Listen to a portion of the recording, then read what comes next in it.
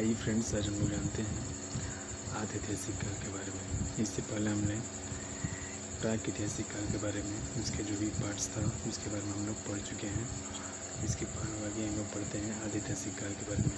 लेकिन आधऐतिहासिक काल किसे कहते हैं? इस काल में मानव द्वारा लिखी गई लिपि को पढ़ा नहीं जा सका, किंतु लिखित साक्ष्य मिले हैं। यानी कि आधऐतिहासिक काल में मानव द्वारा लिखी गई लिपि को पढ़ा नहीं जा सका, किंतु लिखित साक्ष्य मिले हैं। इस काल के जानकारी के स्रोत भी पुरातात्विक साक्ष्य हैं। मैं जिस तरह मानी कि आधऐतिहासिक काल में, मानी कि प्रागैतिहासिक काल में पुरातात्विक साक्ष्य जैसे स्रोत थे जानकारी के, उसी तरह इस काल में भी मुख्य माने की स्रोत की जानकारी पुरातात्विक साक्ष्य ही है। इसमें सिंधु सभ्यता को रखते हैं, यानी कि आधऐतिहासिक काल में सिंधु सभ्यता को रखते हैं। आइए हम जानते हैं सिंधु सभ्यता के बारे में। देखिए सिंधु सभ्यता किसे कहते हैं? ठीक, सिंधु सभ्यता, यह सभ्यता सिंधु नदी के तट पर मिली थी। यानी कि सिंधु सभ्यता जो है सिंधु नदी के तट पर मिली थी, अतः इसे सिंधु सभ्यता कहते हैं। इसकी जानकारी के लिए पहले खुदाई हड़प्पा से हुई। ठीक, माने कि सिंधु सभ्यता की जानकारी की पहली खुदाई कहाँ से हुई? तो हड़प्पा से हुई, अतः इसे हड़प्पा सभ्यता भी कहते हैं। माने कि सिंधु सभ्यता को हड़प्पा सभ्यता भी कहते हैं। ठीक है, इससे इसका दूसरा पॉइंट है कि सिंधु सभ्यता की जानकारी चार्ल्स मेसन ने दिया था। सिंधु सभ्यता की जानकारी किसने दिया था? तो चार्ल्स मेसन ने दिया था। सिंधु सभ्यता का सर्वेक्षण जेम्स कनिंघम ने किया। सिंधु सभ्यता का सर्वेक्षण माने की खोजबीन किसने किया? तो जेम्स कनिंघम ने किया। उसे सिंधु सभ्यता 13 लाख किलोमीटर स्क्वायर में फैली है। सिंधु सभ्यता जो है 13 लाख किलोमीटर स्क्वायर में फैली हुई है। इस तरह सिंधु सभ्यता का नामकरण जॉन मार्शल ने किया था। ये सभी क्या पॉइंट है? सभी इम्पोर्टेंट पॉइंट है। सिंधु सभ्यता का नामकरण जॉन मार्शल ने किया था। ठीक, उसी तरह आगे पॉइंट है कि सिंधु सभ्यता की पहली खुदाई दयाराम साहनी ने किया था। उसी तरह सिंधु सभ्यता का आकार त्रिभुजाकार है। ये सभी क्या है? एकदम इम्पोर्टेंट पॉइंट है जो हमें सटीक पूछता है एग्ज़ाम के पॉइंट ऑफ व्यू से। इस तरह सिंधु सभ्यता की पहली खुदाई किसने किया? दयाराम साहनी ने किया था। सिंधु सभ्यता का आकार कैसा था? त्रिभुजाकार था। सिंधु सभ्यता का नामकरण किसने किया? तो जॉन मार्शल ने किया। उससे सिंधु सभ्यता 13 लाख किलोमीटर स्क्वायर में फैली हुई है।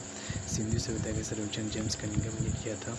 सिंधु सभ्यता की जानकारी सबसे पहले किसने दी थी? चार्ल्स मेसन ने दिया।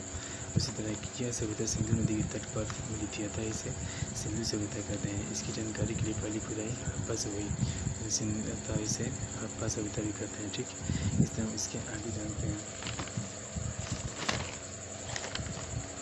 सिंधु सभ्यता से रिलेटेड आगे का जो पॉइंट है उसके बारे में जानते हैं धीरे-धीरे। ठीक है,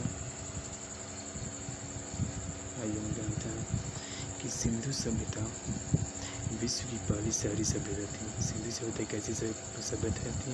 तो सिंधु सभ्यता विश्व की यानी कि विश्व की पहली शहरी सभ्यता थी। इसका विकास 2500 से 1750 ईसा पूर्व तक हुआ।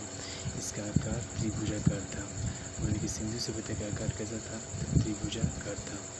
ठीक, इसी तरह इसका आगे पॉइंट है, मेन पॉइंट, इसकी पश्चिमी सीमा पाकिस्तान के सुटका गेंडोर में थी, जो ताश नदी के तट पर है। और इसको हम फिगर के थ्रू जानने का प्रयास करते हैं। यानी कि इसकी पश्चिमी सीमा पाकिस्तान के सुटका गेंडोर में थी, जो ताश नदी के तट पर है।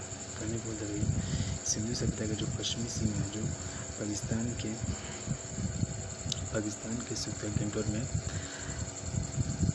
जो इसकी पश्चिमी सीमा माने कि सिंधु सभ्यता की पश्चिमी सीमा जो है पाकिस्तान के पश्चिम में पाकिस्तान के सुटका गेंडोर में ताश नदी के तट पर है। ठीक, इसी तरह देखिए फिगर के द्वारा दिया हुआ है कि इसकी जो उत्तरी सीमा है, माने कि ये सिंधु सभ्यता की जो उत्तरी सीमा है वो कश्मीर के मांडा में चिनाब नदी के तट पर थी।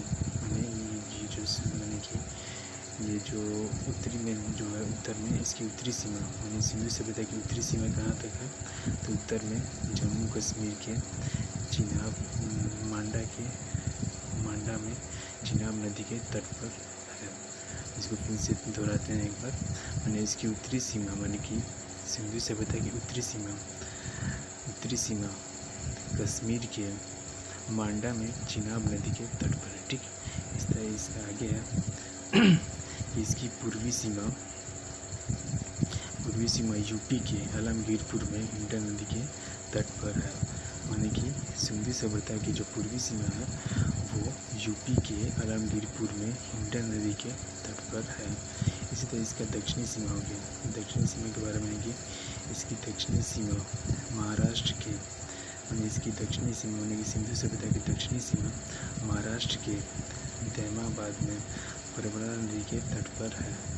ठीक है, इस तरह हम जान गए कि सिंधु सभ्यता की जो पश्चिमी सीमा है, उत्तरी सीमा है, फिर पूर्वी सीमा है, दक्षिणी सीमा है, और इसका अलग अलग सीमा कौन कौन से सटा हुआ था उसके बारे में हम लोगों ने पढ़ा। ठीक, इस तरह इसका फिर से दोहराते हैं। देखिए, इसकी पश्चिमी सीमा पाकिस्तान के सुदका किंडोर में थी जो दास नदी के तट पर थी। ठीक, उस तरह उत्तर इसकी उत्तरी सीमा मांडा में इसकी उत्तरी सीमा कश्मीर के मांडा में चिनाब नदी के तट पर थी। ठीक, इस तरह हो गया।